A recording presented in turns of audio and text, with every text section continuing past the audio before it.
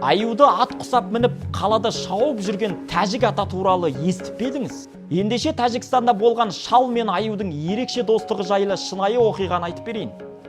1990 жылдардың басы Кеңес одағы тарағаннан кейінгі қиын қыстау кезең. 60-қа келген Талапшоқ Шайхов есімді ата Душанбе қаласында өмір сүрген, оның 13 баласы бар екен. Ел жұртқа мейірімді қария ретінде танылған. Бір күні ол көршісінің жетім қалған аю қонжығын сарайға қамап қойған естіп, көруге барады екен. Көзі бақырайып, әбден қорыққан қонжықты көріп, жүрегі елжіреген қария оны бір ешкіге айырбастап алып кетеді. Сөйтіп қонжыққа Мария деп ат қояды.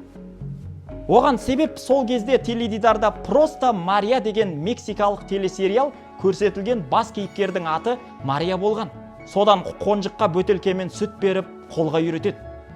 Көп ұзамай Мария үйдің бір мүшесіне айналып, Талапшоқтың қасынан бір елі қалмайды.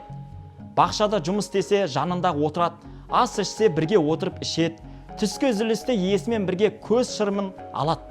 Ең қызығы, ата базарға шықса да аюын бірге ертіп алатын болған. Қария оның тұмсығына теріден жасалған құрсау тағып жүретін. Басында адамдар қорқатын, кейін қала тұрғындары оған үйреніп кетеді, тіпті автобусқа бірге мінетін болған.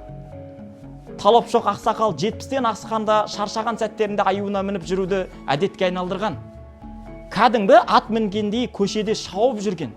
80 жасқа келгенде Талапшоқ ауырмай сырқамай өмірден өтеді.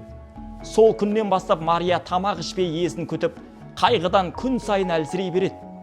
Бірнеше күннен кейін аштық пен сағыныштан аю да өліп қалған.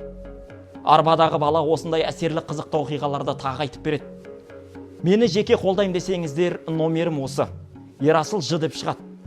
Парақшама жазылып, лайк бассаңыздар да мен үшін үлкен қолдау.